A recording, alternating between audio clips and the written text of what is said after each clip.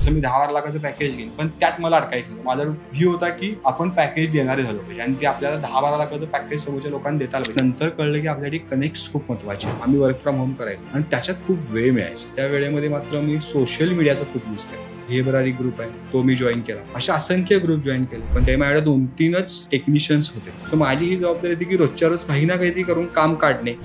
लोक जे आपल्या बरोबर असतात त्यांना रिटेन करणं पण बिझनेसमध्ये महत्त्वाचं ठरतं.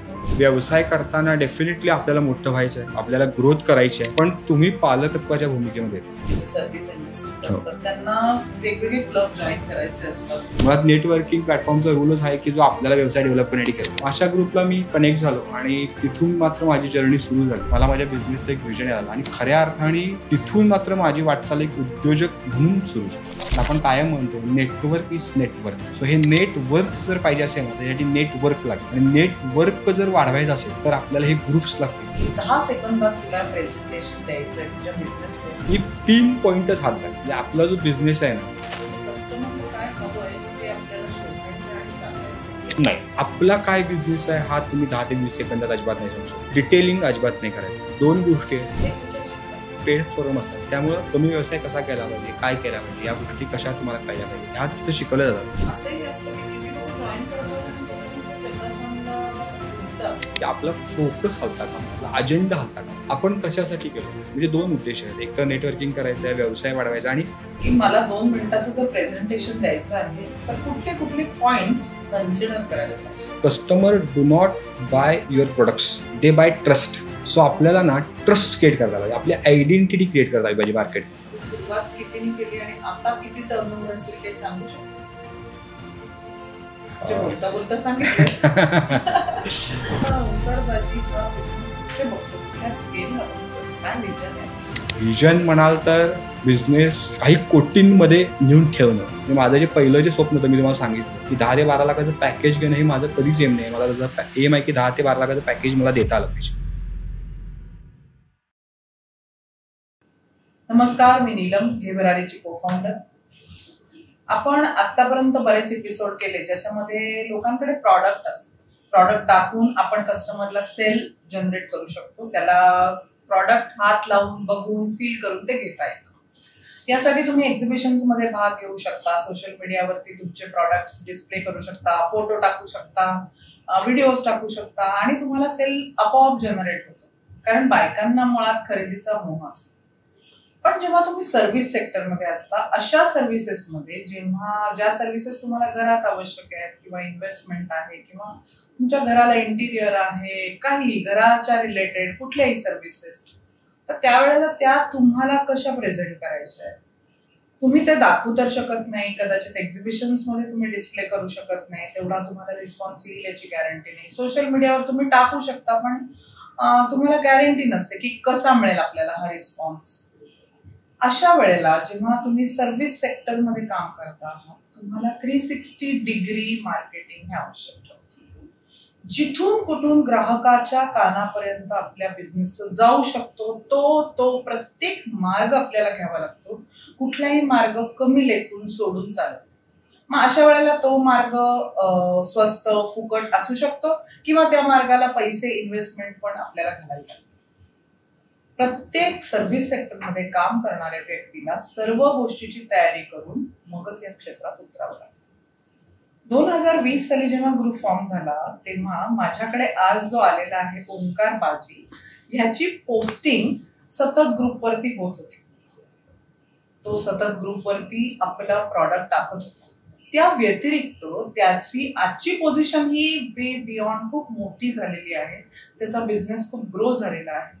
पण तो नुसता सोशल मीडियामुळे नाही, त्याला वेगवेगळे आयाम आहेत. ते काय आहे ते आपण त्याला विचारू, त्याच्याकडून जाणून घेऊ. प्रत्येक सर्व्हिस सेक्टर मधल्या माणसांनी ऐकावं, फॉलो करावं, अशा टिप्स तो आज देणार आहे. So stay tune. आज तुम्ही नक्की ऐका. ओंकार, नमस्कार. तू आज आमच्याकडे आलायस, आज तुझ्याकडून आम्हाला खूप अपेक्षा आहेत. हो, नक्कीच. येस. सो 2020 साली तू आम्हाला जॉईन झालास. बरोबर. त्यावेळेला मला वाटतं तुझं मुक्त शिक्षण संपवून साधारण तू व्यवसाय करायच्या सुरुवातीच्या फेज मध्ये असशील. तर त्या फेज मधलं सांग ना की तू मेकॅनिकल बरोबर फील्डमध्ये शिकलास आणि मग तू जॉब केलास की कसं केलंस पुढे तुझं? नक्कीच. नमस्कार, मी ओंकार बाजी. जसं तुम्ही आत्ता बोलला त्या पद्धतीने मी मेकॅनिकल इंजिनियर आहे, पण कोल्हापूरमध्ये जॉब करत होतो. बेसिक थोडं कन्स्ट्रक्शन लाईनला जॉब होता आणि तो जॉब परत मग थोडा वेळ सुट्टी दिवशी थोडं काम करायचं, पण तिथं काही ग्रोथ होत नव्हती. मग त्या ग्रोथसाठी मी पुण्यात आलो, पण ह्याच्यात सुद्धा परत नोकरीसाठी झालो पुण्यामध्ये. पण नोकरी पहिल्यापासूनच करायची अजिबात इच्छा नव्हती, पण ती थोडी घरच्यांची इच्छा होती की नाही नोकरीच करावी. पण मला एक सांग, तुझ्या घरचे सगळे बिझनेस मध्ये आहेत, मग त्यांना असं का वाटत होतं की आपला मुलगा बिझनेस नको नोकरी करावा, असं का वाटत? त्याच्या मागचं जर आपण लॉजिक बघितलं ना तर असं आहे की माझ्या घरचे, माझे बाबा, माझे काका हे व्यवसायामध्ये आहेत, ही गोष्ट खरी आहे. पण ते जो व्यवसाय करतात त्याचं जे क्षेत्र आहे, म्हणजे आम्ही कोल्हापूर जिल्ह्यातल्या एका छोट्याशा कसबावाळे ह्या गावामध्ये राहतो. मग त्या गावाच्या रिलेटेड तिथला जो काही परिसर आहे त्या परिसरामध्ये त्यांनी त्यांचा आत्तापर्यंतचा व्यवसाय केला. सो तिथल्या बॅकग्राऊंडनुसार त्यांचं असं मत होतं की व्यवसायात खूप प्रेशर असतात, टेन्शन असतात, अप अँड डाऊन्स असतात, बरंच पॉलिटिक्स असतं. मग ह्या सगळ्यामध्ये न पडता तू एक छानसं इंजिनियर झालाय, चांगली नोकरी कर, जेणेकरून पुण्या मुंबईसारख्या ठिकाणी राहिला असतं, एक 10-12 लाखाचं पॅकेज मिळेल आणि आम्हाला एकदा एखादी मुलगी लगेच मिळेल आणि आम्ही तुझं लग्न करून टाकू. हा एक त्यांचा प्रश्न होता किंवा हा एक त्यांचा व्ह्यू होता. पण ज्यावेळी ते घरचे विचार करायचे की नाही बाबा ह्याला 10-12 लाखाचं पॅकेज मिळेल, त्यावेळी म्हणजे मी खरं सांगेन की मला कधीच अपेक्षा नव्हती की मला माझ्या जॉबमध्ये 10 ते 12 लाखाचं पॅकेज मिळावं. माझी कायम अपेक्षा हीच होती की आपण 10 ते 12 लाखाचं पॅकेज देणारे झालं पाहिजे, ना की घेणारे. आणि हा एक व्ह्यू होता डोक्यात. पण शेवटी घरच्यांची ती अपेक्षा होती आणि फायनान्शियल डायरेक्ट सपोर्ट नव्हता आणि व्यवसाय काय करावा हेही सुचत नव्हतं. मग अशा सगळ्यामध्ये जॉब ही माझ्यासाठी एक सपोर्ट होता. पुण्यात तू आलास, हो, तुला नोकरी मिळाली, हो. मग परत कोल्हापूरमध्ये का गेलास? हा, आता हे जर तुम्ही म्हटलं ना, म्हणजे इनिशियली मी सुरुवातीला कोल्हापूरमध्ये आलो, पुण्यामध्ये आलो फर्स्ट. पुण्यामध्ये एक मी 5-6 महिन्याचा जॉब केला, पण त्यामुळे मला हार्डली एक 10,000 वगैरे पगार होता. त्याच्यामुळे जेमतेम त्या 10,000 मध्ये माझं रूम भाडं आणि माझं लंच डिनर हे सगळं पकडून 8-9 हजार खर्च यायचा. सो अवघे 1,000 रुपये राहायचे. त्याच्यामुळे त्याच्यातून ते कोल्हापूरला जाणं येणं पण व्हायचं नाही महिन्यातून एकदा, जर सुट्टीच्या दिवशी जायचं म्हणलं. मग अशा वेळी कोल्हापूरमधून मला कन्स्ट्रक्शन लाईन म्हणून ऑपॉर्च्युनिटी आली. त्यावेळी तिथं शिर्के कन्स्ट्रक्शन होतं. ते सरांची ऑलरेडी छोट्या छोट्या फर्म्समध्ये त्यांनी मला सेल्ससाठी घेतलं. आणि मग मी तिथं गेल्यानंतर मग त्यांनी मला 13,000 ते 14,000 रुपये सॅलरी द्यायला लागले. परत इन्सेंटिव्ह वेगळा होता आणि घरीच राहायचं होतं. त्याच्यामुळे मी ते ऍक्सेप्ट केलं, तिथं गेलो आणि मग माझा मी टोटल मेकॅनिकल चेंज होऊन कन्स्ट्रक्शनमध्ये गेलो. आणि मग काही काळा पुढचे 4-5 वर्ष मी कन्स्ट्रक्शनमध्येच राहिलो. मग तिथं मी परत 2 स्विच केल्या कंपनीमध्ये, थोडा काळ त्यांच्याकडे, परत थोडं दुसऱ्यांकडे गेलो, नंतर पण कन्स्ट्रक्शन म्हणजे फील्ड तेच राहिलं, काम तेच राहिलं, फक्त माझे ओनर 1-2 चेंज झाले, त्याच्यात एवढाच फरक झाला. हे एवढं नोकरी करता करता कुठेतरी व्यवसाय करायचं वेळ गेलं नाही. मग ते कसं जोपासलं या काळात? ह्या काळामध्ये व्यवसाय करायचं वेळ गेलं नाही ही गोष्ट खरी आहे आणि ते जोपासण्याचा मार्ग एकमेव माझ्यासमोर होता, तो म्हणजे माझा सुट्टीचा दिवस. आणि मला सुट्टी असायची. आराम करावासा नाही म्हटलं? नाही, आराम करावासा वाटला नाही असं नाही, आराम करावासा वाटला. पण परत हीच डोक्यात गोष्ट होती की आराम केला तर आपण पॅकेजमध्ये अडतो. म्हणजे जे घरच्यांचं म्हणणं आहे की 10-12 लाखाचं पॅकेज ते मिळेल 100%, नाही असं नाही. म्हणजे कालांतरानंतर जसा माझा अनुभव वाढेल तसं मी 10-12 लाखाचं पॅकेज घेईन, पण त्यात मला अडकायचं नव्हतं. माझा व्ह्यू होता की आपण पॅकेज देणारे झालं पाहिजे आणि ते आपल्याला 10-12 लाखाचं पॅकेज समोरच्या लोकांना देता आलं पाहिजे, एवढी आपली कॅपॅसिटी पाहिजे. सो ती एक फॅशन होती.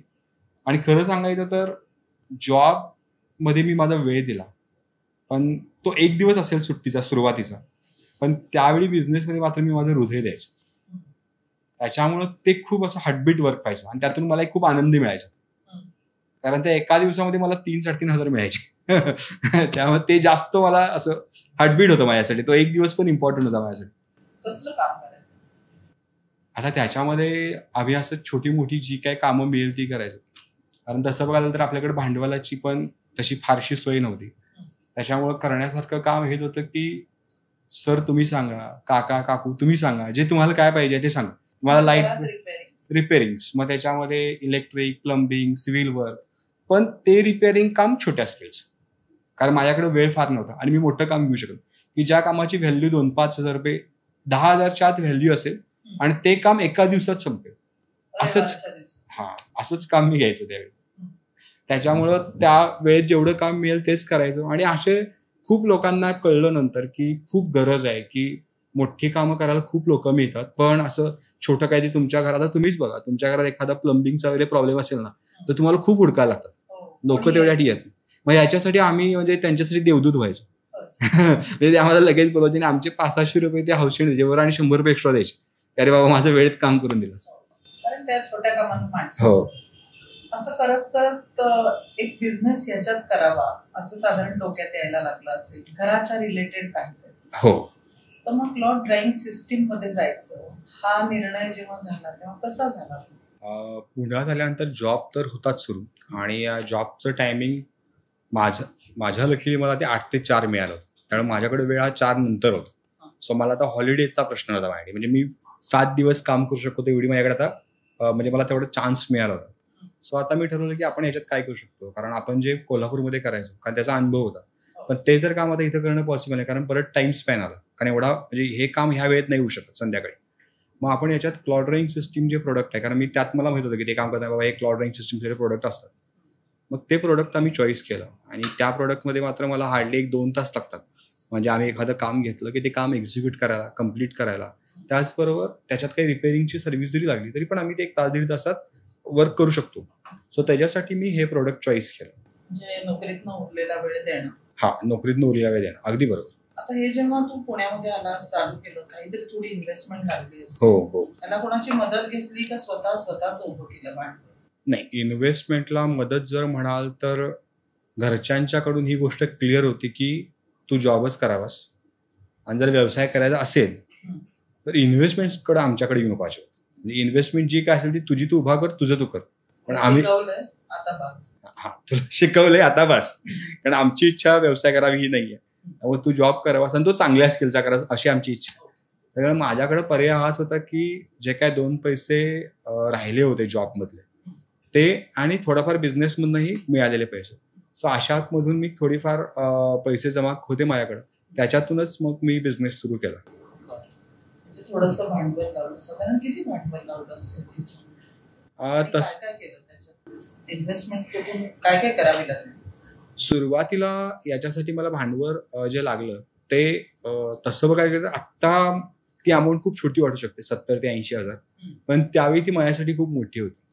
कारण माझं जे काय अर्निंग होतं त्याच्यातून हार्डली सेव्हिंगच 1 ते 2 हजार व्हायचं.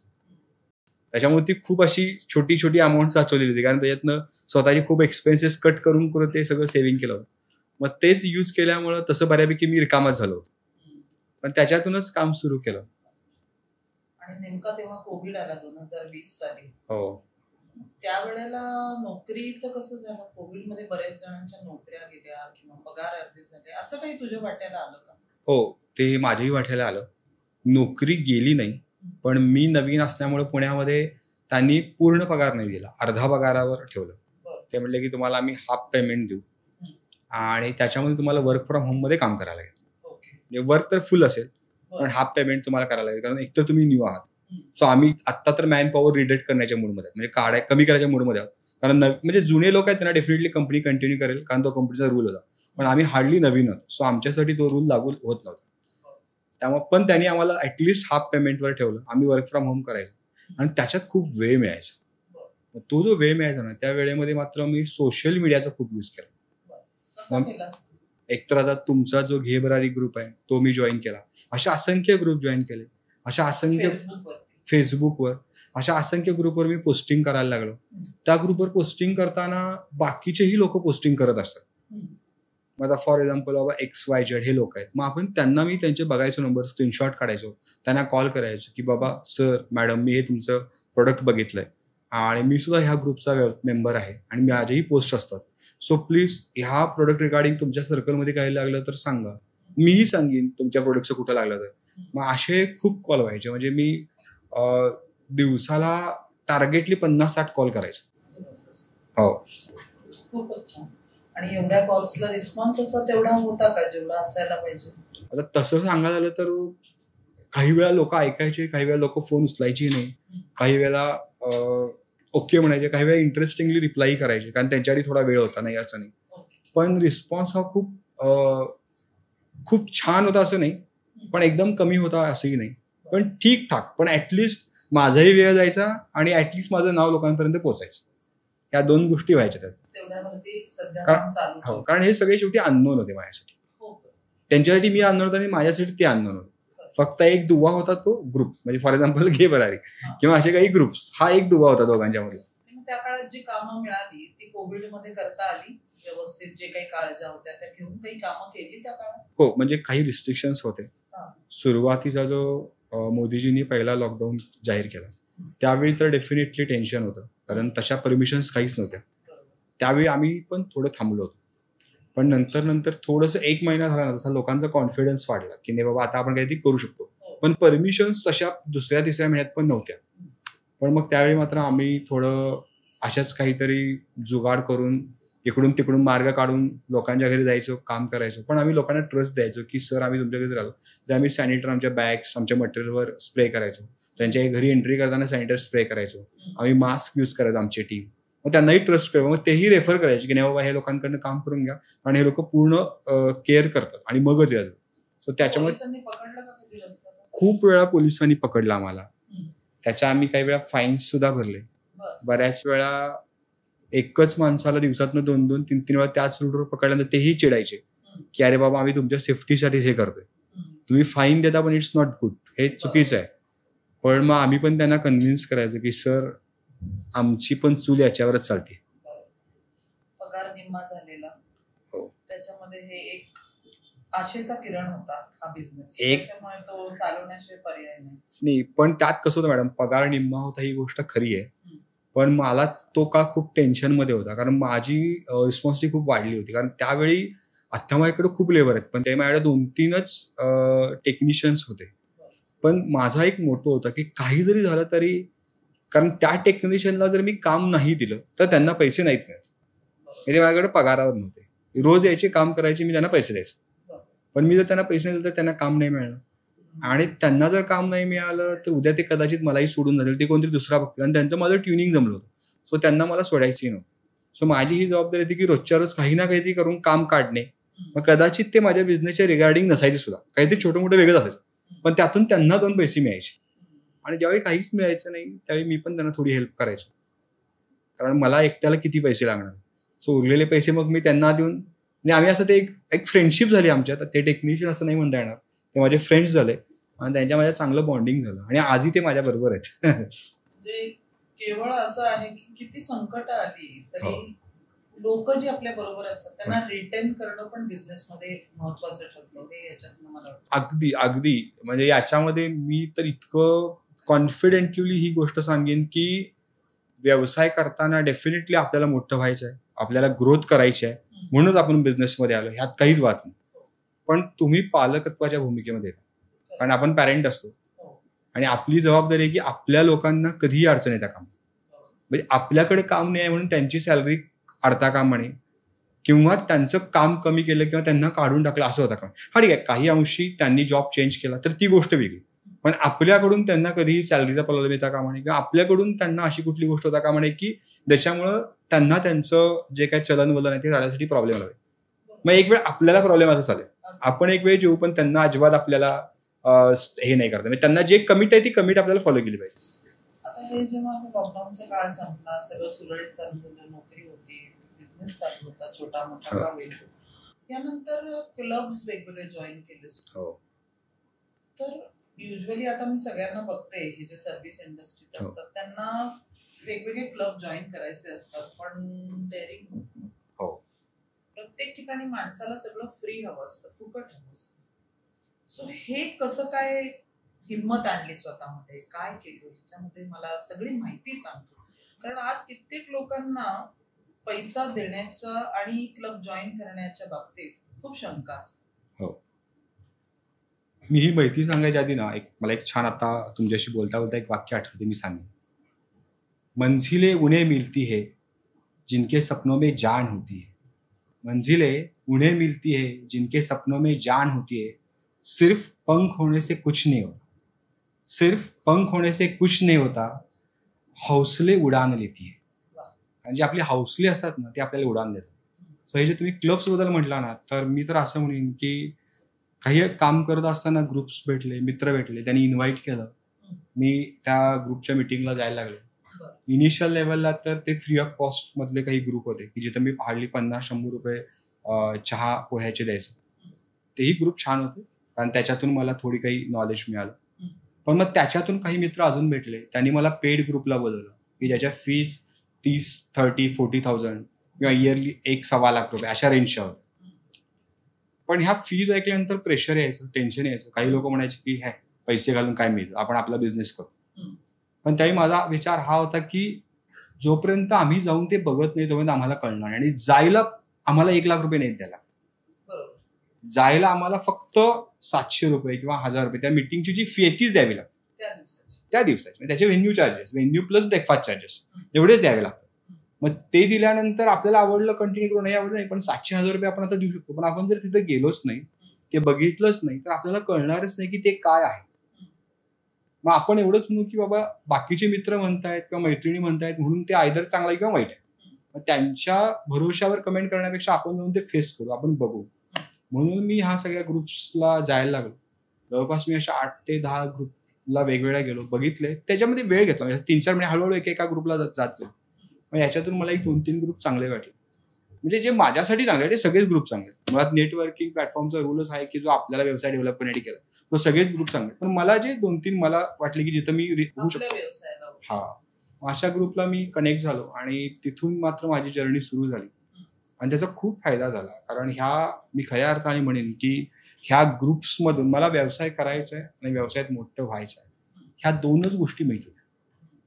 पण व्यवसायासाठी व्हिजन लागतं, व्यवसायासाठी मिशन लागतं, व्यवसायासाठी सिस्टीम लागते. हे व्हिजन, मिशन, ही सिस्टीम, ऍडमिनिस्ट्रेशनमधल्या काही गोष्टी, काही सॉफ्ट स्किल्स, हे जे सगळे आहेत ना, ते मला ह्या ग्रुप्समधून मिळाले. मला तिथं कोणी शिकवलं नाही, कोणी ट्रेनिंग नाही केलं, पण ऑलरेडी तिथे येणारे जे पेड ग्रुपमधले मेंबर्स होते तेही त्या लेवलचे होते. सो मी त्यांना ऑब्झर्व करायला लागलो की ते त्यांचा बिझनेस कसा ग्रोथ करतात, ते त्यांचा बिझनेस वाढवण्यासाठी काय करतायत. तिथे काही एज्युकेशन स्पॉट्स होतात, संवाद होता. याच्यातून मात्र खूप माझ्यात फरक पडला आणि मला माझ्या बिझनेसचं एक व्हिजन आलं. आणि खऱ्या अर्थाने तिथून मात्र माझी वाटचाल एक उद्योजक म्हणून सुरू झाली.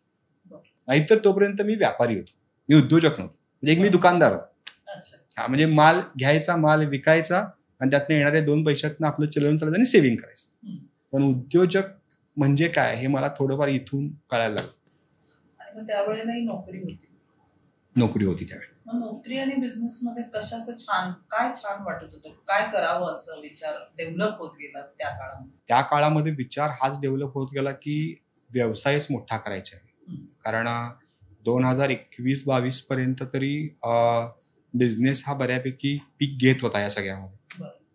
पण नंतर कळलं की आपल्यासाठी कनेक्ट्स खूप महत्वाचे आहेत आणि आपल्याला झेप तर घ्यावी लागेल. आता मोठं व्हायचं तर झेप घ्यायला लागेल, आपल्याला उडी तर घ्यावी लागेल. पण ही उडी घेताना ना मला ह्या ग्रुप्समधून एक चांगला मेसेज मिळाला. व्यवसायामध्ये उडी घ्या, पण वेड्यात उडी नका घेऊ. तुम्ही उडी घेताना पॅराशूट घेऊन घ्या, म्हणजे तुम्ही सेफ राहता. कारण पॅराशूट पाहिजे आणि पॅराशूट हे बिझनेसमध्ये उडी घेताना पॅराशूट म्हणजे कनेक्ट्स. पण आपण कायम म्हणतो नेटवर्क इज नेटवर्थ. सो हे नेटवर्थ जर पाहिजे असेल ना त्यासाठी नेटवर्क लागेल आणि नेटवर्क जर वाढवायचं असेल तर आपल्याला हे ग्रुप्स लागतील. असा एक माझा तो ओव्हरऑल त्यावेळी माझा एक डोक्यात विषय आला. त्यावेळी मात्र मी अग्रेसिव्हली या ग्रुप्समध्ये काम करायला सुरू केली आणि त्याच्यानंतर मात्र ह्या ग्रुपनीच मला इतका कॉन्फिडन्स दिला की आता तुला गरज नाही नोकरी करायची. आणि ज्यावेळी नोकरी करत असताना पार्ट टाइम मध्ये बिझनेस करून जर मला नोकरीपेक्षा 3 पट इन्कम महिन्याला मिळत असेल तर आता का मी जॉब करू नये, म्हणजे आता का नाही मी बिझनेस करू नये असा विचार केला. आणि मग त्यावेळी मात्र बिझनेसमध्ये पूर्ण वेळ यायचं ठरवलं आणि एका स्टेजला मात्र मी 2023 मध्ये नोकरी क्विट केली, नोकरी सोडली, पूर्ण वेळ व्यवसायात आला. चालू होती त्यावेळेला नोकरीमध्ये असं वाटलं नाही का की इथे दुर्लक्ष होतं, इथे छान होतंय किंवा असं काही की दोन्हीकडे 100% तू देऊ शकलास? तिथून बिझनेसला कसा वेळ काढलास नोकरी करत असताना? हा, नोकरी करत असताना बिझनेसचा वेळ म्हणजे मॉर्निंग मध्ये तुम्ही म्हणाल तर 8ला जॉईन करायचो. सो माझं डेली रुटीन मध्ये मी सकाळी 5ला उठायचो. सो 5ला उठलो की मी बऱ्यापैकी 6-6:30 पर्यंत माझं एक्सरसाइज आणि बाकी सगळं आणि माझी पूजा अर्चाही मी 6-6:30 पर्यंत आवरायचो. एकदा का माझी पूजा अर्चा आवरली की 7 ते 7:30 मी कॉल करायला माझ्या लेबर्स. ते ओरडायचे सगळे टेक्निशियन्स, काय सर सकाळ सकाळी उठवायला कॉल करता. तर 7 ते 7:30 कॉल करायचं, 7:30ला घरातून बाहेर पडायचं, 8ला कंपनी जॉईन करायचं. कारण कंपनी जॉईन केली की फोन उचलता यायचा, फार तर फार कसा बसा व्हॉट्सअपवर मेसेज करू शकतो. मग त्याच्यानंतर परत 1 ते 2 हा माझा लंच ब्रेक होता. मग त्या लंच ब्रेकचा मात्र मी यूज करायचो, कारण मी सकाळी 7:30 पावणे 8ला जातानाच एकदम असं म्हणजे भाकरी भाजी मी खाऊनच यायचो घरात. मी सकाळी 2-2.5 भाकरी खायचो, त्यामुळे मला दिवसभर भूक नाही लागायची. मला भाकरी भाजी सकाळी आपलं एकदमच सटकून खायचं आणि तिथून बाहेर पडलं की 1 ते 2 जो लंच ब्रेक होता ना, तो मात्र मी सगळे कॉलिंग्स करायचो. कारण मॉर्निंगला काम सुरू व्हायचं, 9 वाजता काम लोक यायची. मग 9 ते 1 ह्या वेळेत काही हॅम्पर्स व्हायचं किंवा काही कामं झालेत, काही नाही झाले. किंवा काही वेळेला असंही असतं की आता आमच्यासारख्या छोट्या व्यावसायिकांमध्ये टेक्निशियन म्हणतात की सर सकाळी मी 10 वाजता जातोय, पण 10:30 वाजली तरी हा गेलेलाच नसतो बिचारा. म्हणजे ही आम्हाला अनुभव येतात. आणि 11 वाजेपर्यंत म्हणजे क्लायंटचे आम्हाला 10 कॉल येऊन पडले की अरे बाबा कुठे आहे तुझा माणूस. सो ह्याही गोष्टी काही वेळा म्हणजे खूप कमी होतं, पण हेही हँडल करावे लागतात. सो हे सगळं बघण्यासाठी मग मी 1 वाजता कॉल करायचो, काय काम झालं काय नाही झालं, किंवा नवीन कामाचे कोणाचे कस्टमरचे कॉल आले का. मग ते 1 ते 2 हा लंच ब्रेक असायचा. आणि 2 नंतर लंच नंतर काही इमिजिएट कुठलाच स्टाफ 100% वर्किंग नाही करत. 20-25 मिनिटं कुठलाही स्टाफ कुठल्याही ऑफिसमध्ये तो असाच रेंगाळत असतो, फेसबुक हे ते असं म्हणजे नुसतं PC ऑन असतो. मग ते 20-25 मिनिटं मात्र मी बाहेरच थांबायचो कॅन्टीनच्या इथं, आणि तिथंच मात्र मी कॉलिंग बिलिंग करायचो. आणि मग मी एंट्री करायचो. म्हणजे मी तो 1 तासाचा वेळ मी जवळपास 1.25 तास ते 1 तास 25 मिनिटं एक्सटेंड करायचो. लंच न करता फोन करणं आणि बिझनेस वाढेल. ऑप्शन नव्हता, कारण ती गोष्ट गरजेची होती आणि तशी भूक ही लागायची, पण ते व्हायचं सगळं मॅनेज असं म्हणता येईल आपण. एक वेळ असतं त्या वेळेचं की झालं पाहिजे की झालं पाहिजे. आता मग नोकरी सोडल्यानंतर कसं बिझनेस कडे बघितलं गेलं, कसं केलं? नोकरी ज्यावेळी सोडली ना त्यावेळी बिझनेसकडे मग ठरवलं की आता आपण पूर्ण वेळ द्यायचा. कारण ह्या सगळ्या ग्रुप्समधनं ना मला एक चांगली गोष्ट कळली की आपण जर बघितलं तर आपण काही गोष्टी परचेस करतो किंवा आता काही गोष्टी होत असतात मार्केटमध्ये, काही बिल्डिंग्स उभा राहतात. आता मी कन्स्ट्रक्शनमध्ये, काही IT च्या कंपनीज उभ्या राहतात, तिथून जाऊन प्रोडक्ट्स येतात, लोक जातात ऑर्डर्स आणि ते प्रोडक्ट्स किंवा ते सॉफ्टवेअर बनवून घेतात. पण ऍक्च्युअली ह्या ऑर्डर्स घेणं आणि ते बनणं आणि ते विकलं जाणं हे फ्रंटला दिसणारं मार्केट आहे. याच्या मागे एक मार्केट आहे की जे बॅक मार्केट आहे, की ऍक्च्युअली ना हे बॅक मार्केट या फ्रंट मार्केटला रन करत असतं. पण हे बॅक मार्केट डायरेक्ट दिसत नाही आपल्याला. आणि ह्या बॅक मार्केटमध्ये जे लोक आहेत ना हे खऱ्या कारण हे आपलं ऍक्च्युअल मार्केट जे आहे ना, जे आपल्याला दिसतं समोर, या सगळ्या मार्केटला हे लोक रन करत असतात. म्हणजे काही अंशी लोक हे रन करत असतात असं माझं म्हणणं आहे. कारण मी खूप अधिकारवाणी याच्यावर नाही बोलू शकत. जो मला अनुभव फील झाला तो मी सांगेन की काही अंशी हे लोक हे मार्केट चालवत असतात. म्हणजे मी अशा लोकांना मला कळलं की ज्यावेळी अशा लोकांशी आपला रिलेशन तयार होईल, ज्यावेळी हे सगळे व्यावसायिक की जे मला खूप, आणि हे सगळे व्यावसायिक कोणी छोटे नसतात, एकतरी खूप मोठे मोठे व्यावसायिक असतात आणि खूप सिनियर असतात. म्हणजे 20-25 वर्ष ज्यांचा अनुभव असतो कमीत कमी असेच तिथं असतात. आणि खूप मोठ्या स्केलला म्हणजे जे 20-25 कोटीच्या घरात मिनिमम बिझनेस असतो असेच लोक ह्या रेंजमध्ये येतात सगळे. अशांची काही वेळा मला कामं मिळाली, मी त्यांच्या थ्रू गेलो आणि त्यांनी माझं नाव रिकमेंडेड करायला सुरू केलं ह्या फ्रंट मार्केटमध्ये. त्याच्यानंतर मात्र माझा बिझनेस ग्रो झाला, कारण मला हा कॉन्फिडन्स मिळाला की हेच लोक मला बिझनेसमध्ये वर आणू शकतात. मला एक सांग की आपण क्लब्सला जातो त्यावेळेला तुमच्या क्लब्समध्ये अशा पद्धती असतात की प्रेझेंटेशन देणं. सो आता कितीतरी व्यावसायिक आज आपल्याला इथे ऐकत असतील, बघत असतील, तर त्यांच्यासाठी तू हे सांग ना की मी समजा तुला म्हटलं की 10 सेकंदात तुला प्रेझेंटेशन द्यायचंय तुझ्या बिझनेसचं, जसं की तू एका लिफ्ट मधून चाललायस, बरोबर, तर तू पटकन त्या माणसाला काय सांगायला हवंयस तुझ्या बिझनेस विषयी? मी त्या व्यक्तीला इतकंच सांगेन की सर तुमच्या फ्लॅटमध्ये जी गॅलरी आहे ना, त्या गॅलरीमध्ये कपडे वाद घालायची system, UPVC window, plated mosquito door याचं मी काम करतो. फिनिश. मी पिन पॉइंटच हात घालेन. म्हणजे आपला जो बिझनेस आहे ना, म्हणजे माझ्याकडं पैठणी साडी आहे की माझ्याकडं पेशवाई साडी आहे हे न सांगता, मॅडम तुम्हाला जी सुंदर साडी पाहिजे ना ती माझ्याकडे, फिनिश.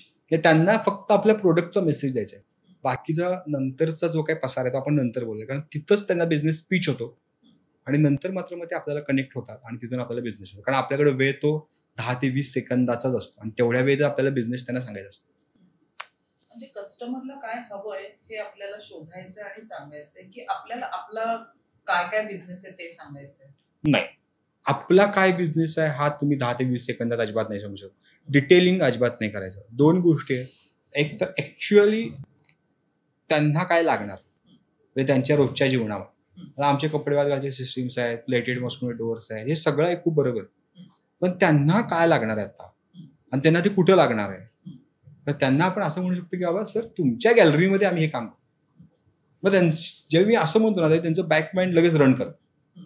मग त्यांच्यासमोर ती गॅलरी येते आणि जर गॅलरीमध्ये प्रोडक्ट नसेल तर ते लगेच म्हणतात की अरे 1-2 मिनिटं थांबा आम्हाला भेटा. आणि मग तिथून पुढं जरी ते बिझी असतील तरी तुम्हाला 15-20 मिनिटं वेळ देतात. त्यामुळे ऍक्च्युअल त्यांना जी गोष्ट पाहिजे आहे ना तीच आम्हाला बोलायला लागेल, ना की आम्हाला डिटेलिंग बोलायला लागेल. आणि त्याचा बेनिफिट तुम्ही काय पिच करायचं हे तुम्हाला कळलं पाहिजे. अगदी बरोबर. हे कुठे शिकलास? हा खूप छान क्वेश्चन आहे की हे कुठं शिकला. तर हे जे फोरम्स जे आहेत ना ह्या फोरम्समध्ये तुम्हाला शिकवलं जातं ह्या गोष्टी. कधी मेंटॉरिंग घेतलंय काय? असं मी मेंटॉरिंग घेतलंय पण ते वेगळ्या गोष्टींसाठी घेतलंय. ह्या गोष्टींसाठी असं मी मेंटॉरिंग नाही घेतलेलं. पण काही वेगवेगळ्या प्रोग्राम्स असतात म्हणजे मेंबरशिप डेव्हलपमेंट प्रोग्राम असतो.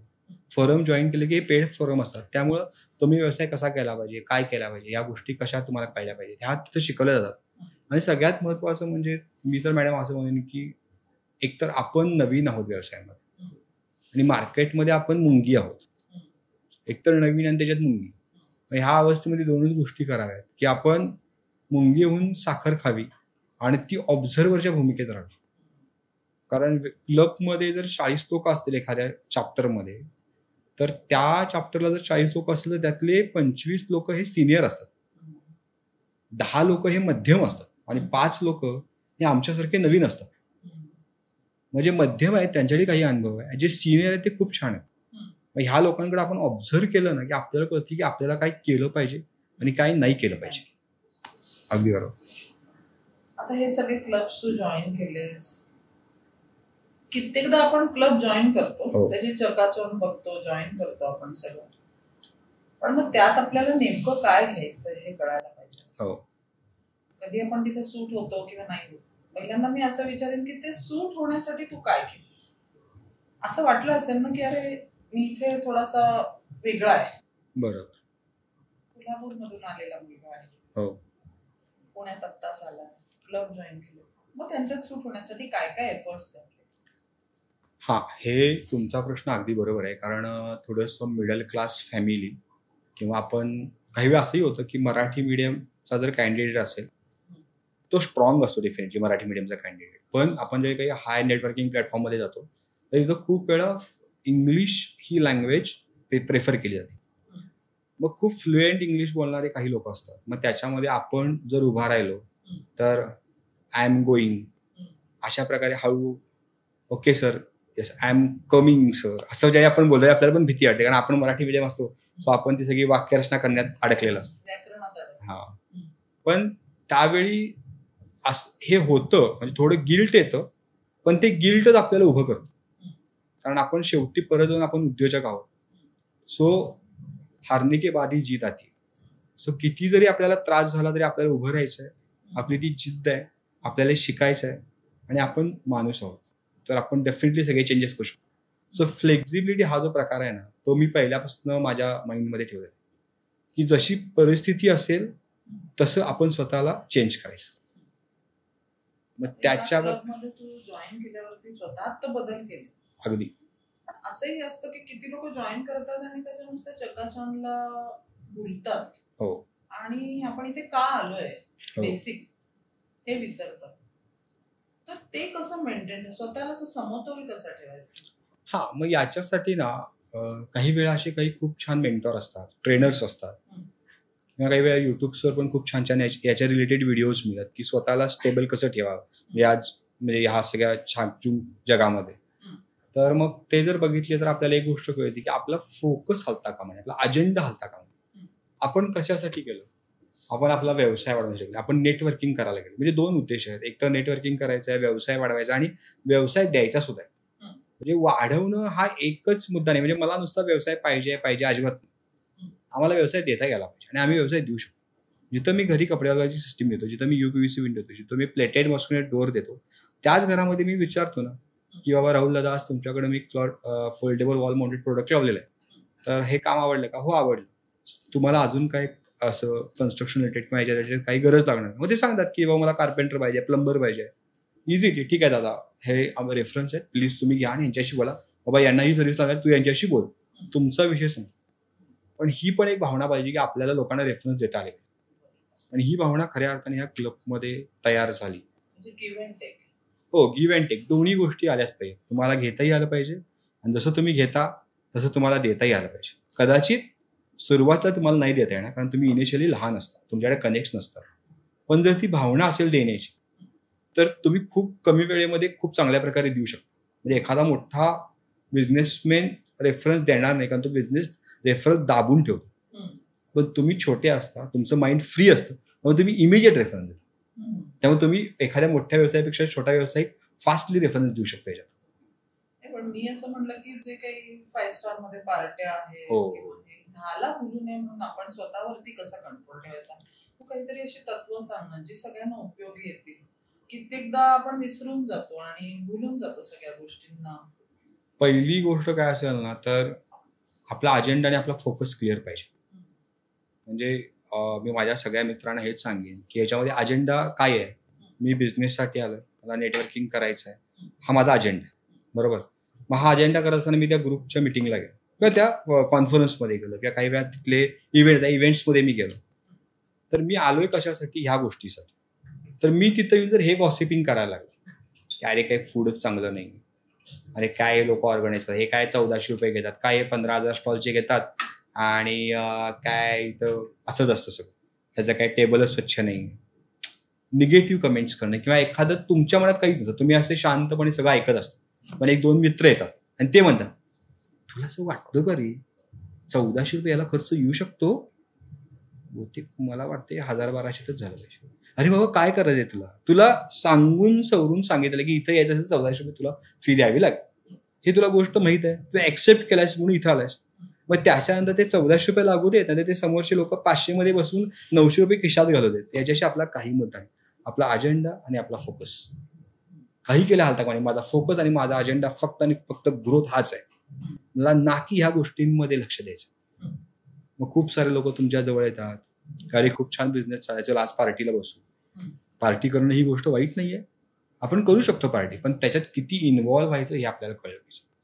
आपली कामं सोडून पार्टी करायची का आपली कामं झाल्यानंतर पार्टी करायची?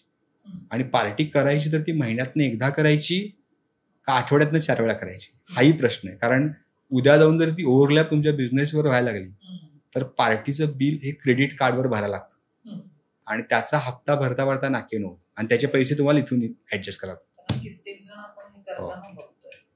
तर मला सांग, तू हे असे कनेक्ट केलेस लोकांशी फिजिकली, आणि आधी तू कॉलिंग करायचं, बरोबर, दिवस कॉलिंग करायचं, लंच टाइम मध्ये कॉलिंग करायचं, तर दोन्ही मध्ये काय फरक आहे आणि नेमकं बिझनेसमॅनला काय केलं पाहिजे? इनिशियल लेवलला ती वेळ होती कॉलिंग करण्याची, ती ऍक्सेप्ट केली सोशल मीडियावर. पण नंतर एक गोष्ट कळली की खूप कॉलिंग करून असा काही फार मोठा फायदा होता असं नाही.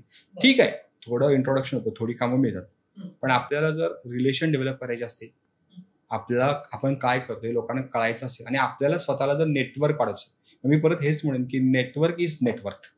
ही जर गोष्ट करायचं आपल्याला फिजिकली भेटायला. आणि त्याच्यानंतर मात्र मी जसं लॉकडाऊन ओपन झालं, म्हणजे बऱ्यापैकी 2020-21च्या आसपास ना मी 1-to-1 सुरू केलं आणि मी लोकांना भेटायला लागलो. आणि तिथं 1-to-1 मध्ये अक्षरशः मी दिवसाला कमीत कमी 2 लोकांना टार्गेटली भेटायचो. म्हणजे महिन्याचे 60 लोक झाले प्लॅनमध्ये. ऍक्च्युअली 40-45 व्हायचे, कारण काही वेळा ते पॉसिबल व्हायचं, काही वेळा व्हायचं नाही, पण 40-45 लोकांपर्यंत मी महिन्याला भेटायचो. असा खूप मोठा डाटा झाला. सो मी इनिशियली सुरुवातीच्या 3 वर्षामध्ये ना जवळपास 2,000 लोकांपर्यंत फिजिकली 1-to-1 केलं. याच्यामध्ये मी त्यांना माझा व्यवसाय समजावून सांगितला, त्यांचा व्यवसाय समजून घेतला, त्यांच्याकडनं काही 1-to-1 मध्ये फक्त प्रत्येक वेळी मला बिझनेसच मिळाला का रेफरन्स मिळाला असं नाही, त्याच्यानं काही गोष्टी मला शिकायलाही मिळाल्या, कारण ते कसा बिझनेस करताय तेही मी ऐकलं. म्हणून मी तुम्हाला म्हटलं की आपण ऑब्झर्व्हरच्या भूमिकेत पाहिजे, आपल्याला ऐकण्याची सवय पाहिजे. माझंच ऐका, मलाच रेफरन्स द्या, मीच बरोबर आहे, अजिबात. आम्ही ऑब्झर्वर झालो पाहिजे, आम्हाला बघता आलं पाहिजे, आम्हाला ऐकता आलं पाहिजे आणि समोरच्याचं ऐकायची पहिल्यांदा आमची भावना पाहिजे, तरच आमचे लोक ऐकतील, नाहीतर आमचं कोणी ऐकणार नाही. 2023 साली नोकरी सोडलीस, हो, लग्नही झालं त्या वर्षी. हो बरोबर. हा बदल जो झाला याचा व्यवसायावर काय इम्पॅक्ट झाला, म्हणजे चांगलाच झाला असेल? हो, हा, लग्न ही तर सगळ्यांच्या आयुष्यातली खूप छान गोष्ट असते आणि ती माझ्यासाठी तशी छानच होती गोष्ट, कारण मी इंटरेस्टेड होतो लग्नासाठी. फक्त थोडी काही सेटलमेंट नव्हती, आम्ही थांबलो होतो. त्यामुळे लग्न झाल्यामुळे मी तसा बऱ्यापैकी एकदमच खुश होतो आणि आनंदित होतो. आणि त्यातली बायकोही पुण्यातलीच, ती पेठेतली, तेव्हा आणि छान वाटत होतं. पण लग्न झाल्यानंतर मात्र जबाबदारी वाढली होती बरीच, कारण ती रिस्पॉन्सिबिलिटी वाढली होती. आणि त्यावेळी मात्र मला माझ्या बायकोनी तशी खंबीर साथ, कारण ती मला थोडं आधी ओळखत होती, तिने माझं सगळं बिझनेसचं समजून घेतलं होतं. आणि मी तिला आधीच सांगितलं होतं, तू लग्न करतेयस पण मी आयुष्यभर अजिबात नोकरी नाही करणार, काही काळ नोकरी करीन पण पुढचा काळ बिझनेसच करेन डिफेक्ट. हे तुला मान्य असेल तरच आपण पुढे जाऊ, नसेल तर आपण इथंच थांबू. आणि तिनं ते ऍक्सेप्ट केलं. काही प्रमाणात तिच्या घरच्यांचा विरोध होता या गोष्टीला, नोकरी सोडायला. पण मी त्यांना ही गोष्ट नेऊन दाखवली. माझे 3 वर्षाचे ITR दाखवले, मी त्यांना बॅलन्स शीट दाखवली. ते थोडंसं म्हणजे होतं घरच्यांना काही विषय, आम्ही त्यांना दाखवलं की नाही बाबा असं नाहीये, मी बिझनेसमध्ये आहे, पण माझं हे सगळं बघा, ह्यात एक पण बाउन्स चेक नाहीये, याच्यात कुठलेही प्रॉब्लेम्स नाहीत. आणि माझा जो काय व्यवसाय आहे, हा आता कदाचित तुम्हाला एखाद्या दुसऱ्या महिन्यामध्ये माझा बिझनेसचा जो टर्नओव्हर तो असा खाली, पण तुम्ही अॅन्युअली चेक करा. जर तुम्ही 12 महिने चेक केले तर मी ग्रोथमध्ये, म्हणजे मी 2019 ते 20 ग्रोथ आहे, 20 ते 21 ग्रोथ आहे, 21 ते 22 ग्रोथ आहे, 22 ते 23 ग्रोथ आहे. हा, मधी प्लस मायनस आहे थोडंफार, पण मी ग्रोथ आहे. हे जे मी त्यांना प्रॅक्टिकली प्रूफ केलं, ITRs दाखवले, त्यांना ते पटलं. कारण हे दाखवलं का, कारण ही तयार होती म्हणून त्यांना दाखवलं. ही तयार नसती तर ते दाखवायचा प्रश्न झाला नसता, पण ही तयार होती. मग म्हटलं आता ह्यांना कन्व्हिन्स करणं आपल्याला सोपं आहे. सोडली पूर्ण वेळ बिझनेस. आणि मग मात्र हार्टबीट झालं. म्हणजे मला ते खूप हृदयापासून, मी जसं म्हणलं तसं जॉबमध्ये मी वेळ देत होतो आणि बिझनेसमध्ये मात्र मी माझं हृदय. जबरदस्त. हा, आता हे सगळं तू केलंस, मला आज तुझ्याकडून मी मगाशी म्हटलं 10 सेकंदाचं प्रेझेंटेशन. हो, युजली आम्ही घेणारी सुद्धा वर्कशॉप्स घेत असतो, ज्याच्यात आम्ही लोकांना सांगतो की प्रेझेंटेशन द्या तुमच्या बिझनेस, आणि 2 मिनिटं देत असतो. हो, पण मग लोक खूप काय सांगत राहतात.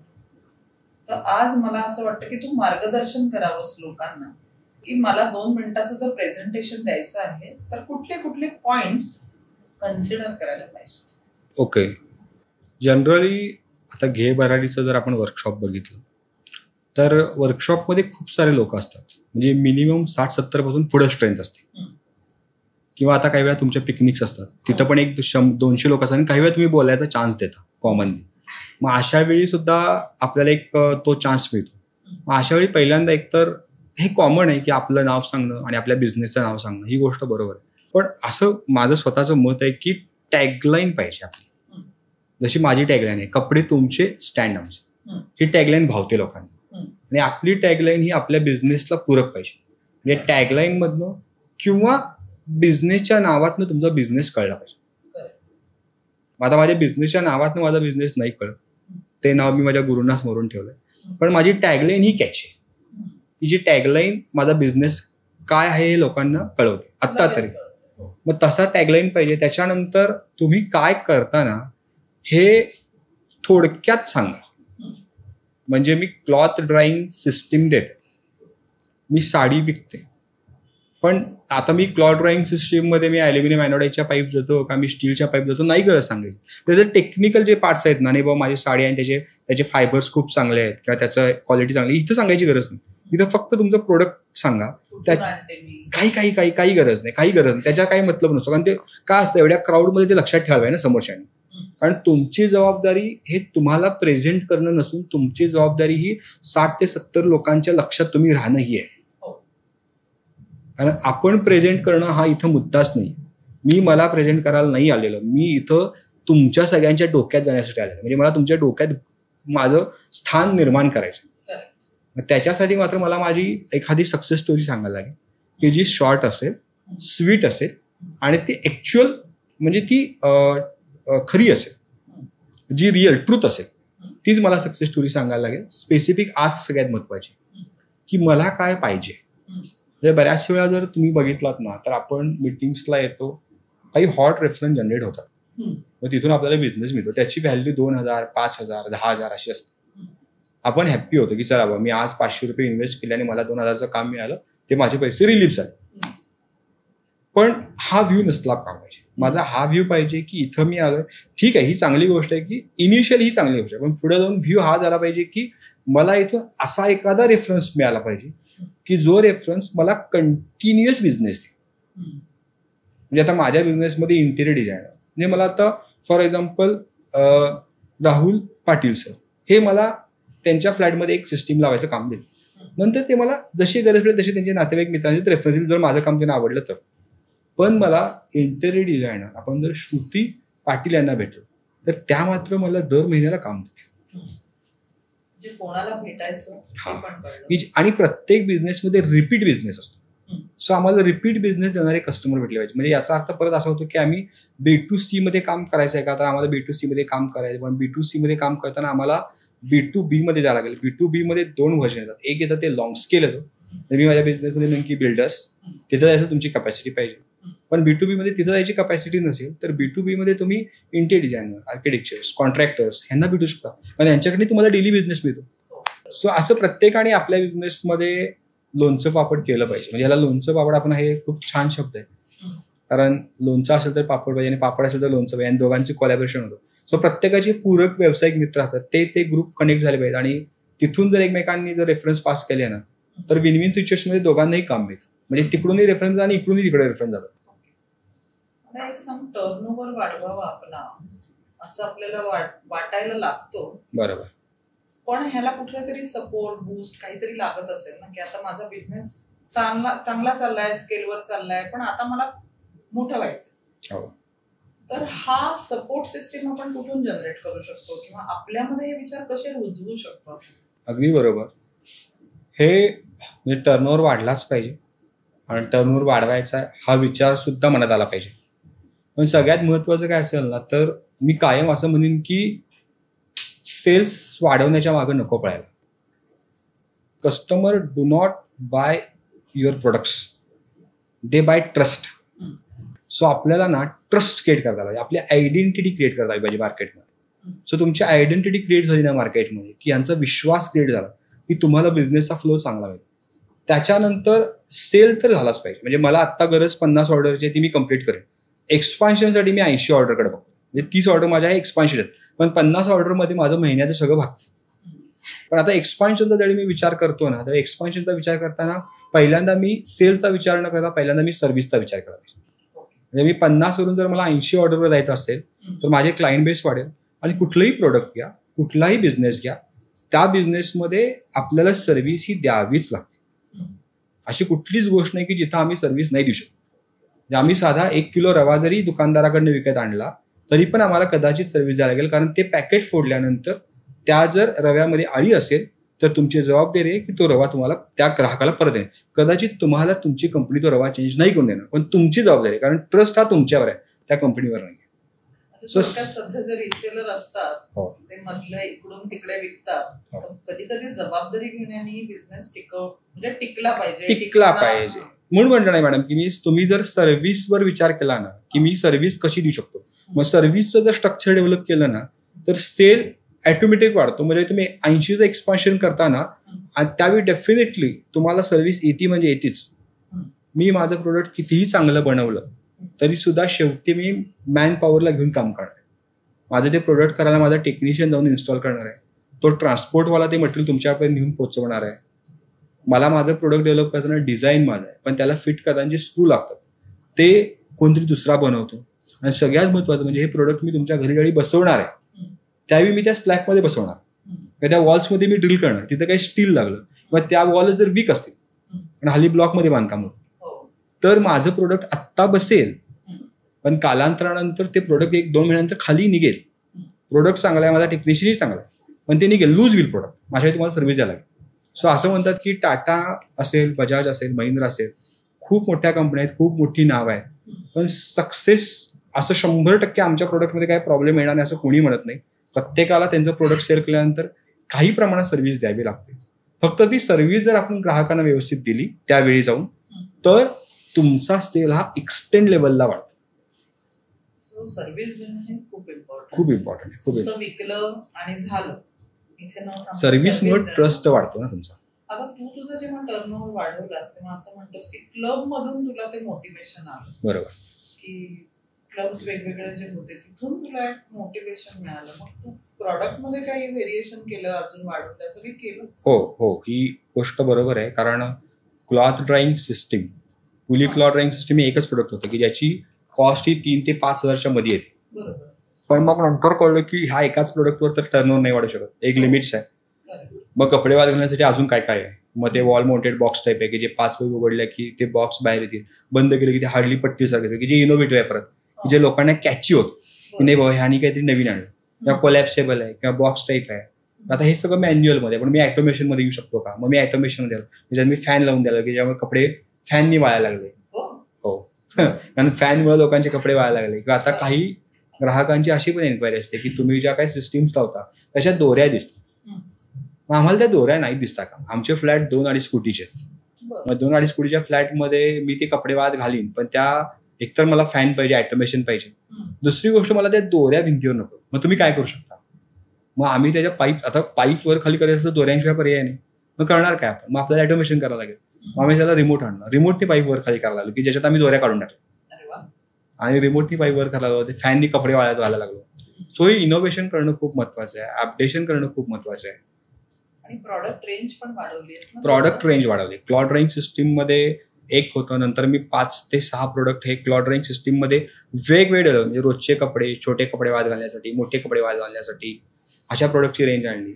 तेच करत असताना परत एक गोष्ट कळली की आता हे सगळं मी करतोय आणि याच्यामध्ये माझा टर्नओव्हर किती होतो, परत जाऊन तो 6-7 लाखावर थांबतो महिन्याला.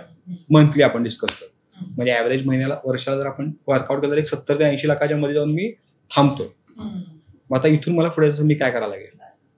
मग मी विचार केला की त्याच गॅलरीमध्ये मी प्लेटेड मस्क्युलर डोअर बसू शकतो की जिथे मला पर फ्लॅट, म्हणजे 2 BHK फ्लॅट असेल तर माझी तिकीट कॉस्ट मला 30,000 रुपये मिळायला लागली ॲव्हरेज. मग ते 30,000 आणि क्लॉथ ड्राईंग सिस्टीमचे 7-8 असे मला 35,000 ते 40,000चं काम मिळायला लागलं, ज्याच्यामुळे माझा टर्नओव्हर एक्सचेंज झाला. माझ्याकडे हे 2 प्रोडक्ट सेट झाले आत्ता रिसेंटलीच, म्हणजे मागच्या महिन्यापासूनच मी UPVC विंडोमध्ये आलो आणि ह्या 2 प्रोडक्टनी मला कोटीपर्यंत घेऊन गेला. म्हणजे 1-1.25 कोटीच्या टर्नओव्हरपर्यंत हे प्रोडक्ट मला घेऊन गेले. पण आता मला असं वाटतं की नाही बाबा, आता मी पण एक 10 करोडपर्यंत गेलं पाहिजे, 20 करोडपर्यंत गेलं पाहिजे. पण हे प्रोडक्ट मला 10 करोडपर्यंत देणं खूप अवघड आहे. मग UPVC विंडोमध्ये आलो. UPVC म्हणजे मी आता इनिशियल, मी खूप नवीन आहे UPVC विंडोवर, म्हणजे मी आता 2च कामं कम्प्लीट केले लास्ट मंथ. पण जिथं मला 35,000 ते 40,000चं काम मिळालं, तोच कस्टमर मला आता 2 ते 2.5 लाखाचं काम द्यायला त्याच फ्लॅटमध्ये. कारण UPVC विंडोची कॉस्ट मोठी आहे, साऊंड खूप मटेरियल आहे. सो मी UPVC विंडोमध्ये आलो. आता त्याच्यामध्ये माझं मार्केट वाढलं. आता मी बंगलोजची कामं करू शकतो. आता मी कमर्शियल मार्केटला ना, म्हणजे इंडस्ट्रीमध्ये ज्या फॅक्टरीज बनतात ना त्याच्यामध्ये मी काम करतो. मी फक्त रेसिडेन्शियल एरियात काम करायचं. आता मी फॅक्टरीजमध्ये आता मला ऑर्डर्स मिळू शकतात. सो माझं पण आता मार्केट वाढलं काम करायला. सुरुवात कितीने केली आणि आता किती टर्नओव्हर असेल काही सांगू शकतोस? बोलता सांगितलं नाही, आता तर मी डेफिनेटली 1 CR क्रॉस केला, त्यामुळे ही प्लस चांगली गोष्ट आहे. आणि सुरुवात जी केली होती त्यावेळीचा टर्नओव्हर तसा बघितला तर तो 1-1.5-2 लाखाचा, 1-1.5 लाखापर्यंतच. म्हणजे सुरुवातीला तर खूपच कमी होतं, पण 1 वर्षभरात ते 1.5 लाखापर्यंत गेले. म्हणजे पहिले 2-3 महिने 20,000, 60,000, 1 लाख एवढंच होतं. पण पुढच्या 9 महिन्याचं जर ॲव्हरेज काढलं तर वर्षाचं ॲव्हरेज 1.5 लाख निघेल. कधी लॉस वगैरे झालाय का याच्यामध्ये? हो, होतो. ही गोष्ट खरी आहे की 2-3 वेळा अशा फेजेस आल्या. किंवा लेबर प्रॉब्लेम्स असतात. हो, लेबर प्रॉब्लेम तर होतात जेन्युइन. कारण आणि लेबर प्रॉब्लेमला सोल्युशन आपल्यालाच काढावं लागतं. कारण इनिशियल लेवलला कुठल्या तरी एजन्सीजकडनं लेबर हायर करायची आपली कॅपॅसिटी नसते. कारण जो लेबर मला 15 किंवा 20,000ला मिळणार आहे, तो लेबर एजन्सीकडे मला 30,000 आहे. कारण ऑब्व्हियसली ते त्यांनाचं पण मार्जिन ठेवणार, कारण ते सप्लाय करतात. सो मला स्वतःला जर लेबर हुडकायचे असतील तर मात्र मला स्वतःला पाळायला लागतं. आणि लेबर्स मिळण्याचं चांगलं ठिकाण मी आज सांगीन. म्हणजे आपला आता हा विषय निघाला तर पान टपरी, म्हणजे ज्या पान टपऱ्या असतात ना, तिथं मी पण असं कधीतरी मला वाटलं की मी मसाले पान खायचो अजूनमधून, तर मी तिथं पान टपरीवर गेलो ना, तर माझ्या बरेच आत्ता सुद्धा माझ्या मोबाईलमध्ये कमीत कमी 30-35 पान टपरीवाले आहेत. मी त्यांना सांगायचं की अरे दादा जरा लेबर कोण असतं मला ते, कारण असं म्हणू नये, पण काही प्रत्येकाला छोटं मोठं व्यसन असतं, कोणाला तंबाखू असतं, कोणाला बिडी काढायचं असतं. सो हे करायला लोक पानपट्टीतच जातात. म्हणजे मी असं तुझ्या व्यवसायात बघतेय की पान टपरीवाल्यापासून मोठ्या बिझनेसमॅन पर्यंत नेटवर्किंग हे आहेच, ते कुठे सुटत नाही. ते कुठं सुटत नाही. आणि आपला जर इंटेन्स चांगला असेल ना, तर आपल्याला लोक मदत करतात. ही खरी भावना. म्हणजे मी पान टपरीवाले जे माझे मित्र आहेत त्यांनाही मी धन्यवाद आज या पॉडकास्टच्या माध्यमातून देईन, कारण त्यांनी मला वेळोवेळी काही रेफरन्सेस दिले. त्यातले काही लोक चांगले होते, काही लोक वाईट होते, ती गोष्ट अलग आहे. काही टिकले, काही नाही टिकले, ती अलग गोष्ट आहे. पण त्यांच्याकडून मला रेफरन्सेस मिळाले. मी त्या वाड्या वस्त्यांमध्ये गेलो, त्या लोकांना भेटलो, त्या लोकांबरोबर काही माझ्यावर आले, काही नाही आले, पण त्यांच्याकडनं मला लेबर्स, टेक्निशियन्स मिळाले. कारण मी आता एक ठरवलं. कॉपी कशी बेअर केली, त्याच्यामध्ये थोडासा लॉस झाला असेल, कधी कोणी कॉपी केली असेल. लॉसचा 2 मुद्दे खूप वेगवेगळे आहेत. लॉस बद्दल जर बोलायला गेला तर लॉस होतो, कारण बऱ्याच वेळा आपले जे टेक्निशियन असतात, याच्यामध्ये मी अजून एक चांगली गोष्ट शिकलो या 2 वर्षामध्ये. आपल्या लोकांना लेबर न म्हणता आपण टेक्निशियन म्हटलं पाहिजे. तर डेफिनेटली काम करणार आहेत हे मला मान्य, पण लेबर म्हणजे तुम्ही जे सांगतात ते करणार, आणि टेक्निशियन म्हणजे त्याच्याकडे ती कला आहे बसवणार.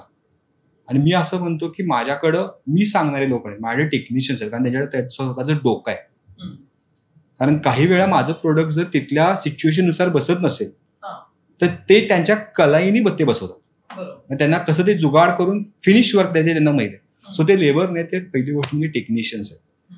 आणि तुमचा आता जो प्रश्न होता लॉसच्या रिलेटेड, लॉस होतो कारण बऱ्याच वेळा खूप पाऊस झाला तर काही इनिशियल लेवलला माझी गोडाऊन्स, माझं जे काही ऑफिस होतं ते थोडंसं खाली ग्राउंडला होतं. बऱ्याच वेळा तिथं काही ड्रेनेज चोक बिक झालं की पाणी आत यायचं, आणि रात्री पाणी आलं की आम्हाला सकाळी ऑफिसला जायचं. बरंचसं मटेरियल खराब व्हायचं, बऱ्याचशा त्या बॅग्स खराब व्हायच्या, बरेचसे बॉक्स खराब व्हायचे.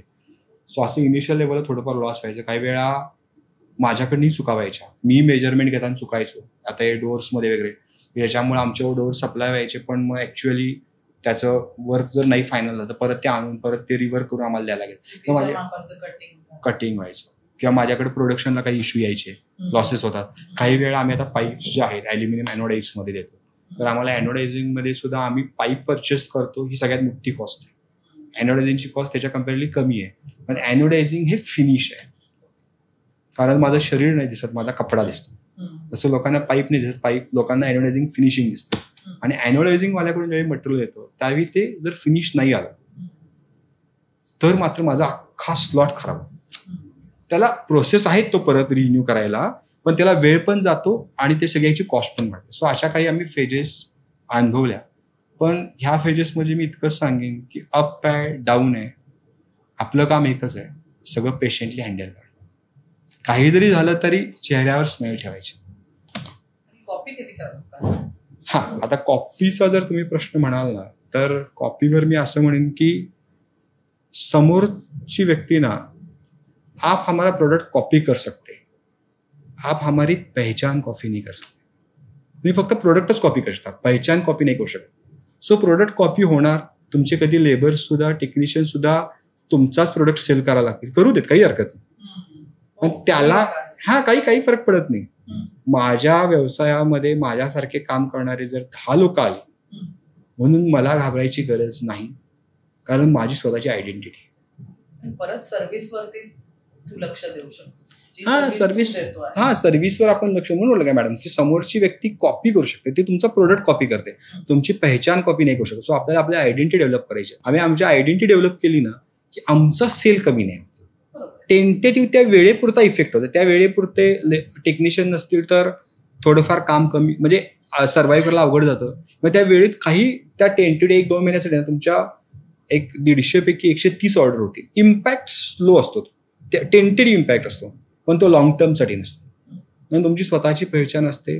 आणि याच्यावर मी खूप अभ्यास केला आणि मी त्यावेळी ठरवलं की नाही, आपलं स्वतःचं मार्केट बिल्ड करायचं, आपल्या स्वतःचे रेफरन्स, आपले स्वतःचे कनेक्ट्स डेव्हलप करायचे, की जेणेकरून कितीही कॉम्पिटिशन होते, कितीही कॉपी मार्केट होते, आपण नाही थांबता कामा. त्याच्यामध्ये काही फिमेल्स पण असतील ना या सर्व्हिस इंडस्ट्रीमध्ये? बरोबर. त्यांचं कसं काम चालतं? कारण आता आम्ही तर बघतो साडी, ज्वेलरी ह्याच्यामध्ये असतात बायका, पण सर्व्हिस इंडस्ट्री मधल्या फिमेल्स कशा पद्धतीने काम करतात त्या क्लब मध्ये जे जॉईन करतात? आपण आता असं स्पेसिफिक एका व्यक्तीबद्दल नाही बोलू शकत, पण आपण जर असं म्हटलं की 100 लोकांचा क्राऊड आहे, त्याच्यामध्ये 60 मेल आहेत आणि 40 फिमेल आहेत, तर त्या 40 फिमेलमध्ये जर आपण बोलायला गेलो तर ज्या पेड मेंबरशिप फिमेल घेतात ना, त्या डेफिनेटली म्हणजे कोणी असते, मेल असते किंवा फिमेल, ते फोकस्टिव्ह असतात. पण त्यातल्या त्यात आपण जर फिमेलबद्दल बोलायला गेलो तर फिमेल ह्या, मी असं स्वतः म्हणेन की त्या जास्त फोकस्टिव्ह असतात. म्हणजे तुम्ही बघितलं तर खूप साऱ्या महिला आहेत की ज्या इनडोअर आणि आउटडोअर, महिलांना इनडोअर पण रिस्पॉन्सिबिलिटी असते. किती जरी ती महिला मोठी झाली तरी सुद्धा तिला इनडोअर थोडी रिस्पॉन्सिबिलिटी असतेच. हो. सो इनडोअर रिस्पॉन्सिबिलिटी आणि आउटडोअर रिस्पॉन्सिबिलिटी त्या बरोबर बॅलन्स करतात आणि त्या खूप छान बिझनेस मोठ्या लेवलला करत असतात. ह्या दोन्ही करतात. सो त्यांना ती एक उपजात आलेली त्यांच्याकडे ती शक्ती आहे की ज्यामध्ये त्यांना बॅलन्स दोन्ही करता येतो. फक्त याच्यामध्ये एक अशी पण गोष्ट आहे की खूप वेळा महिलांचा, मी स्वतः ऑब्झर्व केलंय की खूप वेळा महिलांचा कॉन्फिडन्स नसतो. त्यांच्यामध्ये शक्ती खूप आहे, म्हणजे प्रचंड आहे. मी तर म्हणेन की लाडकी बहीण सत्ता आणू शकते. तर लाडकी बहिणीनेच मला पण बिझनेसमध्ये मोठं केलं, कारण मला पण माझ्या व्यवसायात सगळ्या लाडक्या बहिणींचाच आशीर्वाद आहे आणि त्याच रेफरन्स देतात म्हणून माझे हे सगळे कपडे वगैरे सिस्टीम्स विकल्या जातात. सो लाडकी बहीण काही करू शकते, फक्त ती फोकस्ड पाहिजे. आणि मी सगळ्या म्हणजे इथं सगळ्या बहिणींना किंवा माझ्या सगळ्या जे माझे ब्रदर्स आहेत त्यांना पण मी सांगू शकेन की आपल्या घरातले, आपले नातेवाईक, आपल्या फ्रेंड्स ज्या फिमेल असतील ना, त्यांना आपण विश्वास दिला पाहिजे की तू कर, तू नको घाबरूस. इनिशियली मी तुला सपोर्ट कर, मग तू काही कर, मग तू जॉब कर, बिझनेस कर. आपण शक्यतो बिझनेसच करायला सांगू, जॉब नकोच. कारण आता खूप झालं नोकरी करणं, आता नोकरी देणारे झालं पाहिजे, कारण आता नोकरी घेणारे नसून नोकरी देणारे आपण झालं पाहिजे, हे तर आता पक्का आहे. सो त्यांनी काही करावं, पण व्यवसाय करावं. तू चूक, तू धडपड, लॉस होऊ दे, पण तू कर. एकदा का तिला विश्वास दिला ना, आणि ज्यावेळी तिच्या स्वतःमध्ये तो कॉन्फिडन्स येईल की मी काहीतरी करू शकते, त्याच्यानंतर ती कधीच मागं नाही पडत, मग ती तुम्हाला साथ देते. मला एक सांग की मगाशी तू सांगितलं तुझ्या व्यवसायाचे टार्गेट, पण आता ओंकारबाजी हा बिझनेस कुठे बघतो, कुठल्या स्केलला बघतोय, काय विजन आहे? येस, विजन म्हणाल तर बिझनेस हा वाढवणं, म्हणजे आता तो काही कोटींमध्ये नेऊन ठेवणं, म्हणजे पुढच्या 4-5 वर्षाचा रोडमॅप तयार आहे की ज्या रोडमॅपवर आता व्हिजन आहे आणि आता नुसतं व्हिजन आहे, आता डायरेक्शन पण आहे. आणि जे डायरेक्शन आहे म्हणजे आता गाडी ऑलरेडी रुळावर आहे, ट्रॅक पण माहीत आहे आणि आम्हाला दिशा पण माहीत आहे आणि आमचं ऑलरेडी इम्प्लिमेंटेशन सुद्धा त्याच दिशेने सुरू आहे. कारण आम्ही ते ट्रॅक करतो की आमचं इम्प्लिमेंटेशन चुकतंय का, आणि एकतर आमची टीम चुकू शकते, नाहीतर मी स्वतः चुकू शकतो. सो मी चुकतोय का नाही हे सुद्धा ट्रॅक करायला एक थर्ड पर्सन आहे की जो मला ऑब्झर्व करतो की नाही ओंकार तू चुकलास, यू आर रॉंग. कारण थर्ड पर्सनच मी बरोबर आहे काय चुकाही सांगू शकतो. सो त्याच्यासाठी एक थर्ड पर्सन आहे. त्यामुळे आता डायरेक्शन आहे, व्हिजन आहे, त्यामुळे आता आम्हाला अचिव्हमेंट्स लवकर मिळतील. आणि जर तुम्ही म्हणाल तर बिझनेसमध्ये तर व्हिजन्स आहेच. आता मी अजून एक प्रोडक्ट आणणार आहे पुढच्या 2-3 महिन्यात, फ्रेंच डोअर. तर UPVC window, French door, cloth drawing systems, plated mosquito doors, ह्या 4 प्रोडक्टवर आता मात्र आम्ही 10-12 कोटीचा व्यवसाय अचीव्ह करणं हे पुढच्या 3 ते 4 वर्षामध्ये हे माझं टार्गेट आहे. आणि हे करत असताना सगळ्यात महत्त्वाचं म्हणजे माझ्या टीमची ग्रोथ झाली पाहिजे, म्हणजे माझे लोक हॅप्पी झाली पाहिजेत. आणि आमचे जे टेक्निशियन्स आहेत, माझ्याकडे आता टेक्निशियन 12-13 आहेत. माझ्याकडे स्टाफमध्ये हार्डली 3 ते 4च लोक आहेत, फार नाही आहेत. पण हा स्टाफ वाढेल, जे आहेत ते लोक मेंटेन झाले पाहिजे. पहिली गोष्ट म्हणजे याच्यातलं कोणीही सोडून जाता का, म्हणजे ही माझी पहिली जबाबदारी असेल. दुसरी गोष्ट म्हणजे नवीन येणारे लोक सुद्धा हॅप्पी झाले पाहिजेत. आणि आत्ताचे जे लोक आहेत ना, यांच्या फायनान्शियल कंडिशन्समध्ये ग्रोथ झाली पाहिजे. म्हणजे त्यांना असं वाटलं पाहिजे की मी फक्त 20-25 हजार रुपये महिन्याला घेऊन माझं घर नाही चालवत आहे, तर मी सुद्धा ह्यांच्याशी जोडल्या गेल्यामुळं यांची कंपनी ग्रोथ झाली आणि सगळ्यात महत्त्वाची माझीही ग्रोथ झाली. म्हणजे त्यांचाही इन्कम ग्रोथ झाला पाहिजे की ज्याच्यामुळं एंड ऑफ द डे 5 वर्षानंतर तेही म्हणतील की सर आज आमचं 20-25 हजार रुपयामध्ये आमचं घर तर चालतंच, काय ग्रोथमुळे थोडे 3-4 हजार रुपये एक्सपेन्स जास्त होतो, पण आता आमचं ऑलरेडी सॅलरी वाढली. म्हणजे माझं जे पहिलं जे स्वप्न होतं मी तुम्हाला सांगितलं की 10 ते 12 लाखाचं पॅकेज घेणं हे माझं कधीच एम नाही. मला त्याचा एम आहे की 10 ते 12 लाखाचं पॅकेज मला देता आलं पाहिजे आणि त्यांच्यात परिवर्तन करणं हे पण एक जबाबदारी आहे. नुसता माझा बिझनेस नाही वाढवायचा, त्याच्यावर त्यांची टीमही वाढली पाहिजे. नक्कीच. खूप छान माहिती सांगितलीस. कित्येकदा घे भरारीला सर्व्हिस सेक्टरमध्ये काय आपण कसं हेल्प करावं लोकांना हे कळत नाही, म्हणून खास तुला बोलवलं होतं आम्ही. बरोबर. सो सर्वांनी माहिती ऐकली असेल. माझ्या मते ओंकार हा 2020 साली जेव्हा घे भरारी फॉर्म होता तेव्हा आमच्या बरोबर जोडला गेला. तेव्हापासून जोडला गेला म्हणजे आपण म्हणू की ऑनलाईन सोशल मीडियावर जोडला गेला. त्यानंतर तो अनेकदा भेटला. तेव्हा असं लक्षात आलं की जर सर्व्हिस इंडस्ट्रीमध्ये तुम्हाला टिकायचं असेल, फुलायचं असेल तर विविध क्लब्सचा चांगला वापर करता आला पाहिजे. नेटवर्किंगच महत्वाचं आहे. नेटवर्क इज नेटवर्क त्यांनी आपल्याला सांगितलंय. त्याचं वेगवेगळं मार्गदर्शन आपण घेतलंय. प्रेझेंटेशन कसं द्यावं हे त्यांनी सांगितलंय. आय होप सगळेजण हे फॉलो करतील आणि आपण आपला बिझनेस नक्की वाढवण्यासाठी त्याची मदत घेऊ शकतो. तो लोकांना मदत पण करायला तयार आहे. नक्की आपण त्याला कनेक्ट करूया. त्याचं नीट ऐकून आपण आपल्यामध्ये सुधारणा करूया. Thank you so much. थँक्यू. धन्यवाद. मी घे भरारीचे धन्यवाद मानेन, कारण तुम्हीच मला खूप चांगला सपोर्ट केला. ऑनलाईन प्लॅटफॉर्म आहे, पेड मेंबरशिप काही नाही आहे, तरीसुद्धा रोज एक ऑर्डर मिळते घे भरारीमधून. सो रोज एक बिल घे भरारीचं असतं. So thank you so much. परत एकदा मित्रांनो, कपडे तुमचे, स्टँड आमचे आणि आजपासून तुम्हीही आमचे आणि आम्हीही तुमचे. Thank you so much. थँक्यू.